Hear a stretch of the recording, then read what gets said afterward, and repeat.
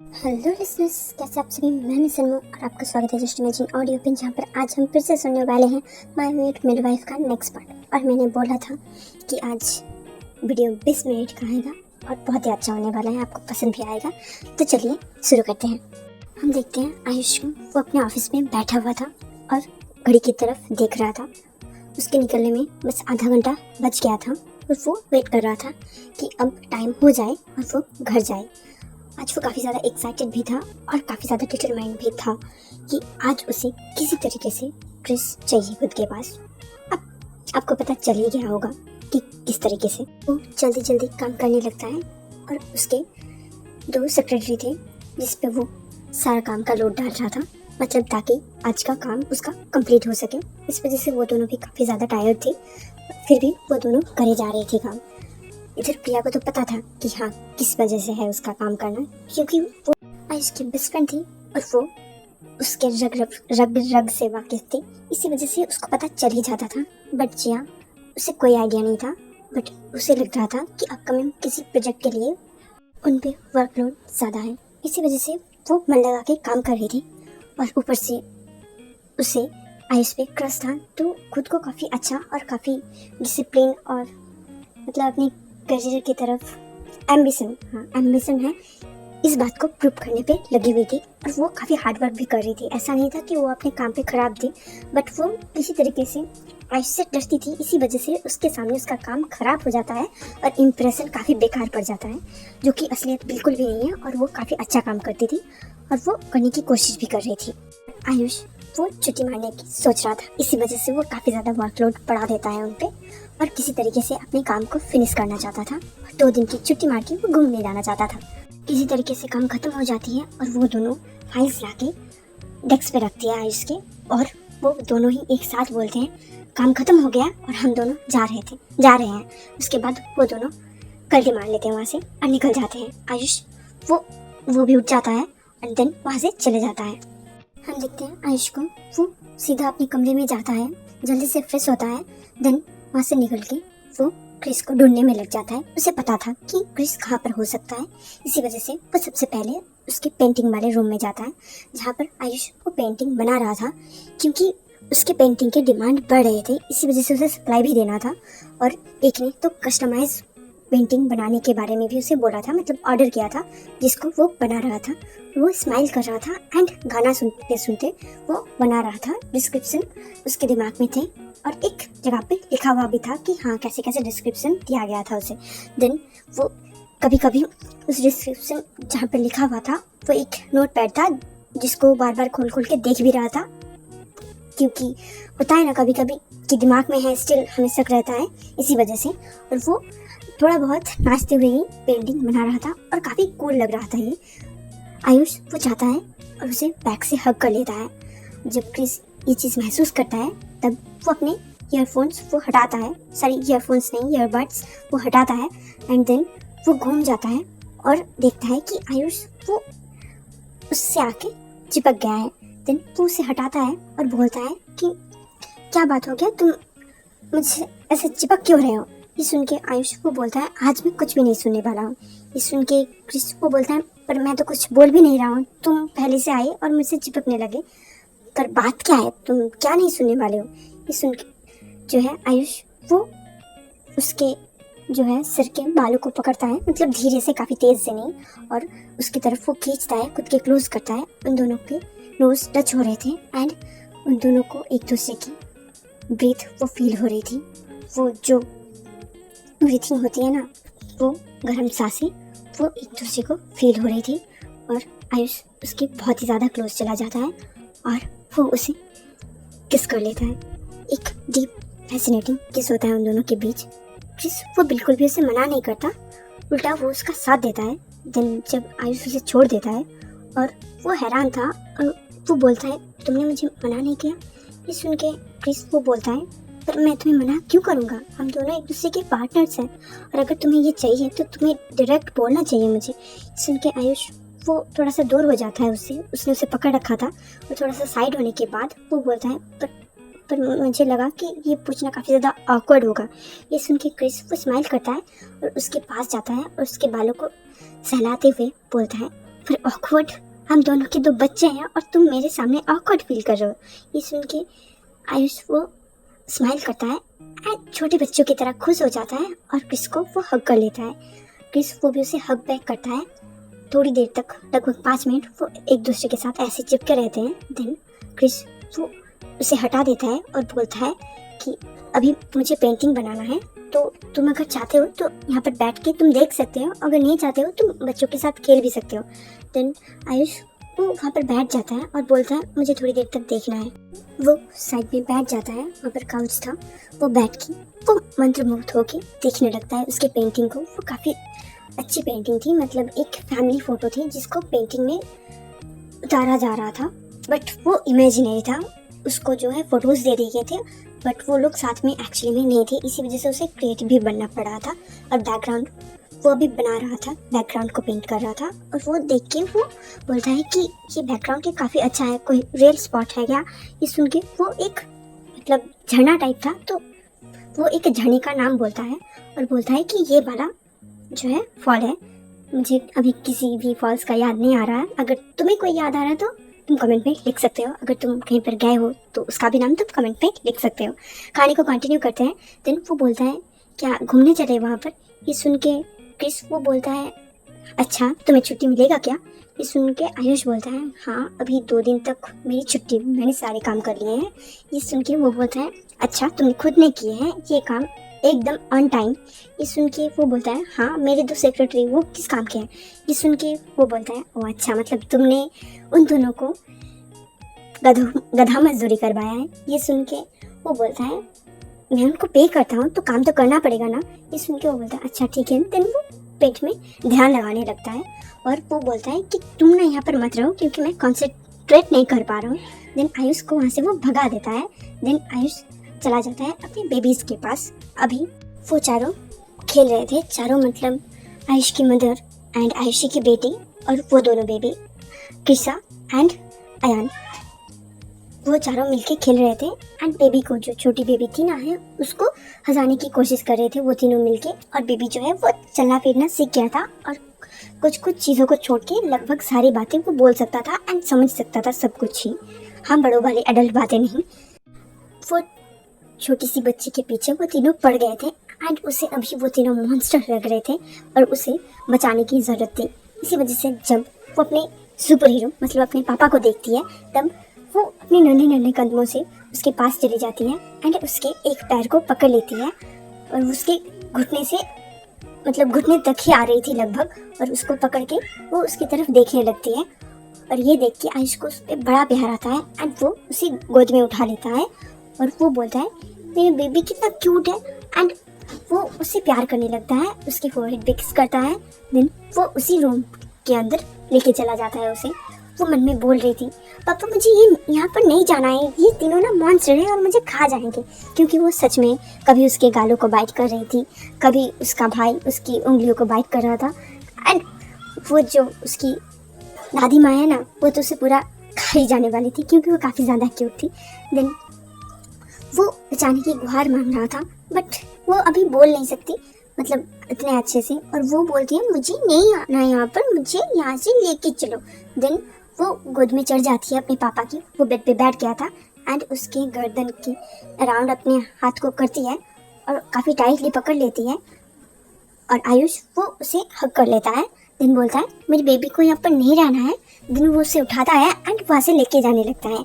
अयान वो पीछे से आता है और बोलता है पापा ऐसे मत ले जाओ ना, हमें खेलना है छोटो बेबी के साथ, खेलना है ना तुम्हें, किशो बेबी तुम्हें खेलना है ना। वो तीनों ऐसे बोल रहे थे बट वो जो है वो अपने आंखों को बंद कर लेती है और बोलती है मुझे पापा के साथ खेलना है। देन आयुष उसे लेके चला जाता है और वो तीनों उसके पीछे पीछे जाने लगते हैं एंड ऐसे ही वो लोग खेलने लगते हैं एंड छोटो बेबी वो हंसने लग जाती है और ये देख के सभी लोग काफ़ी ज़्यादा खुश हो जाते हैं। क्रिश वो अपना काम ख़त्म करके वो आ जाता है। देन सभी लोग डिनर के लिए बैठ गए थे एंड छोटा बेबी वो अभी जो है नॉर्मल फूड खा सकता था, उसका उम्र जो है लगभग 2.5 साल हो गई थी, आई डोंट नो क्या बोलते हैं। और क्रिश उसे खिला रहा था और आयुष भी उसे खिला रहा था कुछ, बट वो लोग अभी तक खाने के लिए नहीं बैठे हुए थे, बस बच्चों को पहले खिलाया जा रहा था। एंड अयान जो है ये देख के काफ़ी जेलस फील करता है और बोलता है कि आप लोग बस उसे ही खिला रहे हो, मुझे नहीं खिलाओगे। ये सुन के जो है क्रिश और आयुष दोनों ही जोर से हंस देते हैं और बोलते हैं ठीक है पापा तुम्हें खिलाएंगे। देन आयुष उसके पास चला जाता है, देन वो उसे खिलाने लगता है, जिस वजह से क्रिशा वो रोने लग जाती है। इस वजह से आयुष को वापस से वहाँ पर आना पड़ता है और वो जो है उन दोनों को एकदम पास पास बिठाता है। देन वो ही जो है क्रिश को हटा देता है। क्रिशा के प्लेट से एक बाइट लेके वो क्रिशा को खिलाता है एंड अयान जो है उसके प्लेट से एक बाइट लेके अयान को खिलाता है। ऐसे ही वो उन दोनों को डिनर फीड करवाता है। देन खाना हो जाने के बाद उन दोनों को सुलाने के लिए ले जाया जाता है। उसकी दादी माँ वो लेके चली जाती है। एंड कोई ये मत सोचना कि उसके पेरेंट्स उसके ख्याल नहीं करते, बट उसके ग्रैंड माँ वो उसकी काफ़ी ज़्यादा करीब थी, बिकॉज उसी दिन उनको पता चला था, मतलब उसके प्रेगनेंसी के बारे में, जिस दिन उनके हस्बैंड का जो है आखिरी क्रियाक्रम जो होता है उसके कुछ दिन बाद ही। इसी वजह से वो छोटो बेबी जो है क्रिशा उसके साथ काफ़ी ज़्यादा अटैच्ड है और वो अपने पास ही रखना चाहती है। इसी वजह से वो बच्चा जब थोड़ा सा बड़ा हो गया उसके बाद से अपनी दादी के साथ ही रहता है और अयान उनके पीछे पीछे जाता है। ऐसा नहीं था कि वो अयान को प्यार नहीं करती है, बट स्टिल वो कुछ ज़्यादा अटैच हो गई है क्रिशा के साथ और वो अपने तीनों ही ग्रैंड चाइल्ड को काफ़ी ज़्यादा प्यार करती है। ऐसा नहीं है कि वो एक को ज़्यादा करती है दूसरे को नहीं प्यार करती है। कहानी पे वापस आते हैं। अभी जो है हम देखते हैं वो लोग खाना खा रहे थे। यहाँ पर आयुषी वो अभी घर पे नहीं थी और वो बाहर डिनर पे गई हुई थी अपने हस्बैंड के साथ। और क्योंकि जो है आयुष की जो मम्मी है वो पहले ही खा चुकी थी, क्योंकि बेबीज़ को सुलाना भी है और उसमें कितना टाइम लगेगा उन्हें पता नहीं। जब बेबीज़ को खिलाया जा रहा था तब वो लोगों ने खा लिया था, बट आयुष और क्रिश वो दोनों अभी तक नहीं खाए हुए थे, वो दोनों ही बाकी थे और वो लोग ऐसे डिनर कर रहे थे एक ही प्लेट से। एंड आयुष उसका मूड काफ़ी ज़्यादा रोमांटिक लग रहा था, इसी वजह से वो एक ही प्लेट पे खाना लेता है एंड अपने हाथों से जिसको खिलाया जा रहा था, जिस उसे जैसे इतना प्यार वो हजम नहीं हो रहा था और उसमें उसको जो है कुछ खटक रहा था कि कुछ तो बुरा होने वाला है उसके साथ। और वो काफ़ी इनोसेंट साइज से, मतलब पपी आइज जिसे बोलते हैं ना, ऐसे देखने लगता है आयुष की तरफ और आयुष वो भी इनोसेंट लुक देता है उसे। और क्रिश उसे समझ में नहीं आ रहा था, बट वो डॉट को कनेक्ट करता है और उसे समझ में आ जाता है कि इसको क्या चाहिए और वो खा भी लेता है। बट मन में वो भी ठीक था, बट स्टिल इतने दिनों तक उसने किसी भी तरीके की फिजिकल इंटीमेसी नहीं की है, इसी वजह से उसे थोड़ा बहुत डर लग रहा था। बिकॉज फर्स्ट टाइम में काफ़ी ज़्यादा दर्द होता है और अगर आप नहीं करते हो बहुत दिन तक तब भी हो सकता है दर्द, नहीं भी हो सकता है। वो बॉडी पे डिपेंड करता है। पहली बार मैं क्यों सेक्स एजुकेशन में पढ़ गई, सॉरी। ये सब चीज़ें जो है आप सर्च करके भी देख सकते हो, देख के आना, ज्ञान लेके आना। मैं इन सब के बारे में नहीं बताने वाली, मुझे काफ़ी ज़्यादा शर्म आती है और मुझे पर्सनल कोई एक्सपीरियंस भी नहीं है। मैं बस कहीं से पढ़ के, कहीं से देख के, कहीं से सुन के ऐसे बताती हूँ और मेरा कोई पर्सनल एक्सपीरियंस नहीं है एंड आई डोंट नो मैं ये चीज़ आपको क्यों बता रही हूँ। कहानी को कंटिन्यू करते हैं। और जो है आयुष काफ़ी लस्टफुल आइज के साथ क्रिस को देखने लगता है और क्रिस वो काफ़ी डरा हुआ भी था और अंदर से कंफ्यूज भी था। वो बेड पे जाके बैठ जाता है, देन कंबल को वो अपने ऊपर ओढ़ने ही वाला था। आयुष हंगरी आइज से उसकी तरफ देख रहा था और उसकी आंखों से लुस्ट झलक रहे थे। ये चीज़ क्रिस को काफ़ी अच्छे से समझ आ रही थी। वो उसकी तरफ देखता है और बोलता है क्या चाहिए तुम्हें। क्रिस वो बोलता है मुझे तुम चाहिए हो। ये सुन के क्रिस वो बोलता है अच्छा मैं चाहिए हूँ, मैं तो तुम्हारे पास ही हूँ ना। ये सुन के वो बोलता है हाँ तुम मेरे पास हो पर मुझे तुम चाहिए हो। देन वो उसी कंबल के अंदर घुस जाता है एंड कंबल को अपने ऊपर कर लेता है और उसके बाद क्या होगा आपको पता ही है। देन हम नेक्स्ट डे देखते हैं। आयुष वो उठ जाता है क्रिस से पहले, नहा धो के वो नीचे चला जाता है। क्रिस ऐसे भी लेट ही उठता था क्योंकि उसके पेंटिंग के काम होते हैं बहुत सारे, इसी वजह से वो रात तक वो सब करता रहता एंड दिन में जो है काफ़ी लेट ही उठता, उतना जल्दी नहीं उठता। तो आयुष पहले उठ जाता है, वो नीचे जाता है और ब्रेकफास्ट वगैरह कर लेता है। बट आज वो ऑफिस अटायर में रेडी नहीं हुआ था क्योंकि उसे 2 दिन की छुट्टी चाहिए थी, इसी वजह से उसने अपने दोनों सेक्रेटरी को काफ़ी ज़्यादा काम करवाया था और वो वेट करने लगता है वहाँ पर ही बैठ के अपने लिविंग रूम के सोफे में। वो फ़ोन को स्क्रॉल करते हुए वेट कर रहा था क्रिस का। थोड़ी देर बाद क्रिस वो उठता है, देन वो धीरे धीरे से अपने काम सारे करने लगता है। जो कुछ भी वो करता है, मतलब सभी लोग करते हैं, आपको पता है क्या क्या करते हैं। नहा धो के नीचे आ जाता है खाना खाने के लिए, मेड आती है खाना देती है, देन वो खाना खाने लगता है। देन वो इधर उधर नज़र घुमाता है और जो है सभी का ब्रेकफास्ट हो जाता है और वो सबसे एंड में करता है। और आज भी सभी का ब्रेकफास्ट हो गया था और वो एंड में कर रहा था। वो इधर उधर नज़र घुमाता है। आयशी से कोई भी घर पे नहीं आया हुआ था, वो लोग अभी तक घर पे नहीं आए थे, वो रात को बाहर ही स्टे कर गए।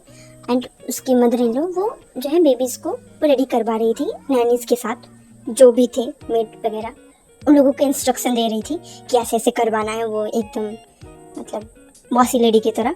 और वो लोग कर रहे थे। एंड छोटा बेबी वो अभी तक नहीं उठा था, वो उठी थी, मतलब सो रही थी वो अभी भी। इसी वजह से क्रिस वो देखने लगता है आसपास की जगह। वो देखता है आयुष को, वो बैठा हुआ है। उसे देख के उसे समझ में नहीं आता है कि वो यहाँ पर क्या कर रहा है। देन उसका खाना हो जाता है, हाथ धोने के बाद वो आयुष के पास जाता है और बोलता है कि तुम अभी तक ऑफिस क्यों नहीं गए। ये सुन के आयुष वो बोलता है मैंने तुमसे कल पूछा था ना कि तुम्हें उस जगह जाना है कि नहीं। ये सुन के वो बोलता है कि हाँ मैंने बोला था, बट इसका मतलब ये थोड़ी है कि तुम कल बोलो और आज ही चले जाए हम। ये सुन के वो बोलते हैं इतना भी दूर नहीं है, तो चलो ना प्लीज़ हम दोनों घूम के आते हैं। वैसे भी अयान और अयाना वो दोनों स्कूल के लिए जाने वाले हैं और क्रिसा को मम्मी और नैनीस मिलके संभाल लेंगे। हम दोनों ऐसे भी अगर घूमने जाते हैं तो कोई बात नहीं होगा। ये सुन के वो बोलते हैं पर मैंने तो कुछ बोला ही नहीं उन सब के बारे में, मुझे पता है कि उनको संभाल सकते हैं, बट स्टिल ऐसे बिना प्लान के हम कहीं पर कैसे जा सकते हैं। ये सुन के वो बोलता है मतलब आयुष कि आयुषी भी तो गए हुए हैं अपने हस्बैंड के साथ, वो कल दोपहर से लापता है, मतलब वो ऑफिस से निकल गई है सिड के साथ और वो अभी तक घर नहीं आई है। और मैं तो बस तुम्हें शाम तक के लिए पूछ रहा हूँ, तुम्हें जाना है तो बोलो, वरना नहीं जाना तो कैंसिल करो, मैं अकेले चला जाता हूँ। देन वो उठ जाता है एंड अपनी रूम की तरफ चला जाता है। वो उसी जगह बैठ जाता है जहाँ पर आयुष बैठा हुआ था। वो डिसाइड नहीं कर पा रहा था कि उसे घर पे रहना चाहिए कि बाहर जाना चाहिए। देन उसकी मदर इन लॉ मतलब सासू मम्मा वो आती है और बोलती है बेटा तुम ऐसे बैठे क्यों हो। ये सुन के क्रिस को बोलता है कि आयुष बाहर जाने की जिद कर रहा है, बट मुझे समझ में नहीं आ रहा है कि जाना चाहिए या फिर नहीं। ये सुन के वो पूछती है कि क्या तुम्हें कोई बहुत ज़रूरी काम है। ये सुन के वो बोलता है कि नहीं इतना भी ज़रूरी काम नहीं है, जो पेंटिंग का ऑर्डर आया है वो भी मुझे अभी कंप्लीट करके नहीं देने हैं, 2 हफ्ते बाद देने हैं। इतना भी बड़ा कोई इशू नहीं है उस बात पे, वो मैं कंप्लीट कर लूँगी, पर फिर भी आप अकेले रहेंगे घर पे। ये सुन के वो बोलती है कि आयशी आ जाएगी, मुझे पता है कि मेरी बेटी थोड़ी बहुत लापरवाह है इन सब के मामले में, मतलब फैमिली के मामले में। बिजनेस का उसका अलग ही अवतार रहता है, बट फैमिली की बात आए तो वो सिड के साथ वो निकल जाती है।